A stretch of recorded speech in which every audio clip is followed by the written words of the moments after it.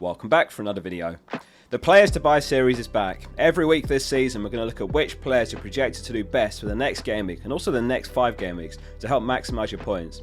Projections are courtesy of Fpl Review, which by the way are the very same projections last year's champions used as he went on to win the whole thing. So subscribe to follow this and other FPL content to guide you through the 24-25 season. Let's get into it. Starting off with the goalkeepers then. One of the best Game Week 1 fixtures from a defensive perspective is Arsenal home to Wolves, and Raya's top of Week 1 table with 4.3 points, and Arsenal are indeed top of the Game Week 1 clean sheet odds, giving a 51.5% chance of shutting Wolves out. Despite the heavy price tags, I do feel that Raya and Alisson are both perfectly good picks to start the season. In Raya's case, you've got the best defence in the league last season, and in Alisson's case, you've got the top defence with the best opening fixtures. Though I've gone a bit cold on Alisson over the last couple of days because of Quansah, who's a potential 4.5 mil route into Liverpool's defence. We'll discuss him in the defender segment next. It wouldn't surprise me at all if Ederson does fare well given their fixtures. He's actually second after Alisson for projected points over the opening 5 game weeks, though he's someone I've sworn never to go back to given City's habit to dominate games but concede the odd silly goal. Is there anyone in FPL you've sworn not to touch? Leave a comment below. So that's the 5.5 mil keepers. Let's look at the 5 mil keepers, and Pope's someone I feel is going very under the radar. Newcastle have got pretty much all their players back from injury, which was the cause of the drastic drop off last season defensively, including Pope himself, who was injured. Southampton home Game Week 1, and they're third on the clean sheet odds after Arsenal and Liverpool, 2 clean sheets in their final 2 pre-season friendlies. So who are the best 4.5 mil keepers? Still makes the table here, with Bryson playing Everton away. However, he's an avoid as his longer term projections suggest. Likely to lose his spot when Verbruggen returns from injury not far into the season. Flecken makes the table with 3.5 points. Brentford have got a home fixture Game Week 1, and the appeal with Flecken is you can pick Valdemarson, who's his 4 mil backup, which is the least possible amount of money you can spend on 2 keepers that will have a guaranteed starter every week, on the unlikely chance that Flecken were to get injured. However, as I say, it's unlikely that a keeper gets injured, so picking another 4.5 mil keeper without a 4 mil backup is perfectly sound, and that brings me to Henderson. So Johnson's asked to leave Palace this week, and it looks probable that a deal will be done as long as they can receive a suitable bid. And as far as the opening 5 game weeks, Henderson's 16.6 projected points puts him top of the 4.5 mil keepers and slightly ahead of Flecken. Only 10% owned as well, so that's a lot of potential clean sheet points to scoop up over the rest of the player base. Though of course some will have opted for Palace defenders as well. Another 4.5 mil keeper to mention is Selves, who looks very likely to start the season as Forest number 1. What I will say is last season Selves had minus 9.5 expected goals prevented, despite only 16 starts. Only Gerbic from Sheffield United was worse. XG prevented is a measurement of expected goals on target minus goals conceded. It can be useful to identify the quality of a keeper. It's one of the tables that I've made public in the Scout members area by the way, along with all the other ones I use in videos. Use the link below to access all the tables and the other tools with a 40% discount. Let's dig into the defenders then. We've got Gabriel, White and Saliba in the top 4 here. Gabriel and Trent tied top with 4.9 points. I'd agree with Gabriel top of the Arsenal defenders. He's always been more of an aerial threat, and I don't see Arteta shaking things up in terms of that centre-back pairing despite the arrival of Calafiori. In fact, I'm fully expecting Zinchenko to start the season if you want to take a chance on a 5 mil route into the Arsenal defence. Although Calafiori can play left centre-back, my best guess is he'll be eased into the left-back role for a back 4 of Calafiori, Gabriel, Saliba and White eventually. Timber to be used as a sub off the bench. Again, I'm expecting White to be safe for a while. One player I've not been able to look past is Trent, despite the 7 mil price tag as the most expensive defender in the game. Last season he was injured and he only managed 122 points. Before that, 156, 208, 160, 210, 185 points. It's the same price we're playing for Eze, whose best season is 159 points. He's got a genuine chance of making a mockery of the 7 mil price tag for me. He was straight back into Liverpool's starting 11 for their final pre-season game and he assisted a Jota volley goal. Trippier makes the table here, but he's my least favourite of the premium defenders.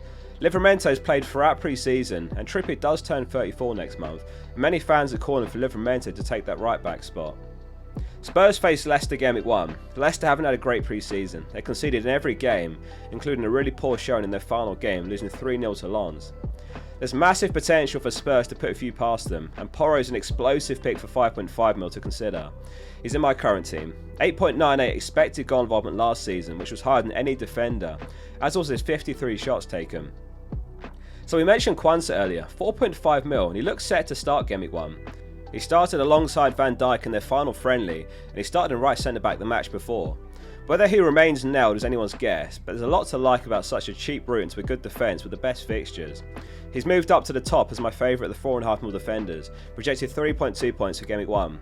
My recommendation if you pick him is ensure you've got another defender who can cover him if he gets rotated with Konate at some point. Konsa and Mykolenko tick the box there. On top of that, in Game Week 3, when Konsa's away at Man United, Mykolenko's home to Bournemouth and Konsa's away at Leicester. So Barco's flavour of the month as far as the 4 mil defenders. Only 4 mil, and you could reasonably start him in Game Week 1 away at Everton. He's even been taking some corners in pre-season, and he plays at left wing back. The other 4 mil defenders worth considering are Greaves, Johnson, Howard Bellis and Fass. Longer term, these guys are safer for minutes but lower ceiling, as the Stupinian's return could see Barca rotated unless he really hits the ground running. Munoz is worth a mention for 5 mil, 2.9 projected points in Game Week 1, and he has been in a few of my drafts. He got 4 assists at the end of last season after he was pushed in right wing back.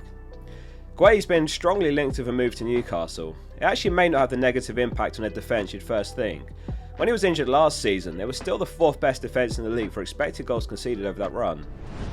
If this video has been helpful so far, hit subscribe. We're aiming for 200k this season. I'll be posting my Game Week 1 team tomorrow. On to the midfielders then, and this is where it gets interesting. Salah, Haaland, both or neither. Salah tops the Game Week 1 projections with 7.2 points, and he is the stand-up pick for captaincy if you got him, facing newly promoted Ipswich. I've been playing around with FPL review projections, and what's interesting is that a Salah team and the Haaland team are dead even as far as how they're projected to do. The benefit of a Salah team is you get the extra 2.5 mil, which does go a long way. That's a Konsa to Trent type upgrade, so go with your gut on that one. Saka's second on the table, and he's one player that's been in basically every draft for me. Could get lots of joy up against 8 Norwich in Game Week 1 down that right flank. Bruno's third, and over the next 5 game weeks he's third after Salah and Saka for projected points. Only 15% owned. Is he someone we're overlooking? Scored an absolute world against City in the Community Shield, but unfortunately slightly offside. He played as a false 9 that game, making a few runs in behind the City defence even. Home to Fulham Game Week 1. I can't wait to see how Son and Solanke work together. In theory, Solanke's a perfect fit for Spurs. Fantastic with his back to goal, good hold-up play, which was a quality missing when Son or Richarlison were up top last season. You can imagine there'll be lots of balls fired to Solanke, who'll take control of his back to goal and then feed Son through. And as we said earlier, they faced Leicester Game Week 1, which could be a 3-0 type scoreline. Gordon only returned for Newcastle's final pre-season game with 45 minutes played. He scored and then came off at half-time. You'd be incredibly surprised if he doesn't start Game Week 1 despite that, so he's an excellent pick for that Southampton fixture. Eze looks by far the best 7 mil midfielder in my eyes. 14.7 expected goal involvement for Eze last season, which doesn't sound like much. They only started 24 games because of injury. Minutes per expected goal involvement is a good metric because it focuses only on how often they were expected to return rather than their total over the season, and this is where Eze leaps out. He had an expected involvement every 140 minutes, which was better than the likes of Son, Watkins, Johnson, Bailey, Foden and Ødegaard. He's on set pieces, including direct free kicks, and most likely in penalties as well. Let's discuss the budget mids then. There's a few that don't make the table here. My favourite of the 5.5 mils is Smith Rowe. A club record signing for Fulham, and he scored twice in 2 pre-season games. Of course, don't expect that consistency to continue, but he's cheap, he's low risk and good fixtures. With an estimated 70 minutes per game, he's on 18 projected points over the opening 5, or 19 points with roughly 75 minutes per game. The other 5.5 mil midfielder that's grown on me is Semenyo. There's a good chance we see him playing out of position as striker to start the season. 18 projected points for the opening 5 as well. You'd expect them to sign a Solanke replacement, but it might take them a few weeks to find their man. If you've not watched the pre-season form players video, go watch that after. It covers everything you need to know across all 20 teams, and one player who's been lighting it up is Minte, with 3 goals and 2 assists, returning in every single pre-season friendly. Again, don't expect him to sustain those numbers, given the opponent's face with much lower quality than the Premier League, but he's absolutely passed the eye test as well, only 5.5 mil. If you need a 4.5 mil midfielder to sit second or third on your bench, then Winks or Luongo are the ones who get the most minutes. One popular player missing here is Nkunku. He's also been superb in Chelsea's pre-season games. With an estimated 80 minutes, he's on 4.1 projected points for Game Week 1, and over the opening 5, 23.4 points. That puts him a level with Ødegaard for 2 mil cheaper.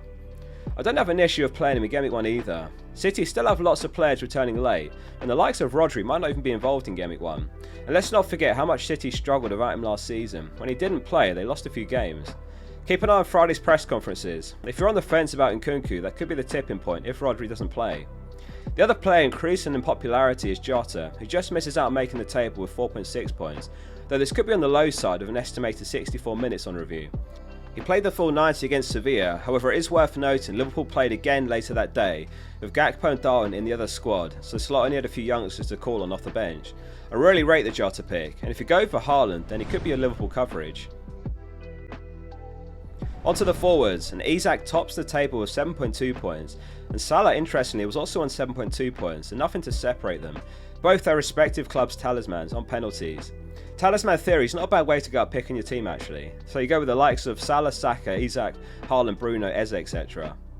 Haaland second on the table here with 6.2 points. City faced Chelsea in pre-season, which saw Haaland bag a hat-trick. Despite a solid projections for Game Week 1, I'd avoid Tony. He only played 45 minutes in pre-season, and for the same price I prefer Solanke. Based on Postecoglou's remarks, there's a strong chance Solanke's straight into starting 11 in Game Week 1. Watkins is a pick with divided opinions. At the end of the day, he was the top scoring forward last season, though it was a huge overperformance as far as his underlying numbers, with 37 returns coming from 20 expected goal involvement. He hasn't played a single minute in pre-season either, but he should start Game Week 1. So Wood is the favoured 6mm forwards on the Game Week 1 projections for 4.3 points, Calvert-Lewin 4.1. However, for the opening 5, Muniz is on 20.8, that puts him ahead of the other two. If I was to rank the 6mm forwards, I'd go Muniz, Wood and then Calvert-Lewin. João Pedro is a tricky one. He looks a no-brainer for 5.5mm and on penalties. However, he missed almost the entirety of their pre-season with injury. He played 45 minutes in their final game. He did score a worldie from outside the box. You'd imagine he probably starts Game Week 1, but his expected minutes pretty low. He's a sound pick, but personally I've looked to squeeze 0.5mm out of my team elsewhere and then move him up to a 6mm forward. None of the 4.5mm or probably even 5mm forwards look like starters. Perhaps the one who could get the most minutes is Jebison at Bournemouth. He scored off the bench in their last pre-season match. Vardy is a doubt for Game Week 1, and Daka picked up a small injury last game, so Cannon might get some minutes off the bench as well. If this was helpful, hit subscribe. As I say, tomorrow I'm going to be posting my FPL team for Game Week 1. See you soon for the next one.